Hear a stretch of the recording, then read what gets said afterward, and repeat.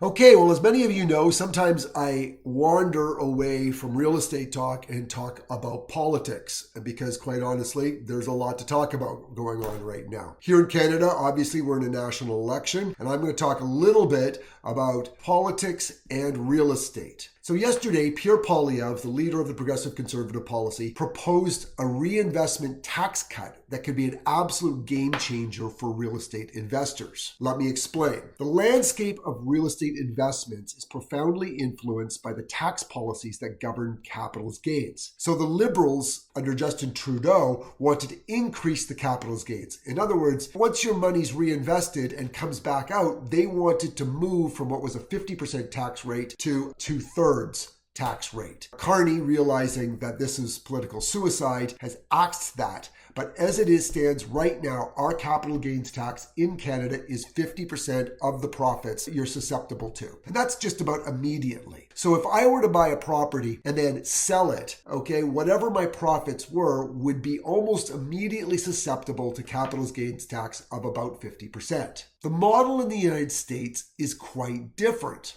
It's more of a deferment model, and it's something called a 1031 exchange. In a 1031 exchange, this is a pivotal tool for real estate investors seeking to defer the capital gains, okay, and keep their money in motion without having to pay taxes immediately. And so how it works is, in the exact same model as I mentioned before, I would have a certain window to reinvest that money into another like-minded property, and I wouldn't have to pay those capital gains tax until the end of the daisy chain. In a sense, I could keep the money moving tax-free and gaining tax-free until I stop the process, and then, of course, I would be susceptible to that. And this is what Pierre Poilievre is proposing. And let me say that while I'm not endorsing Pierre Poilievre, this is an absolute fantastic idea, which I do fully endorse. And I think that both parties should get behind this.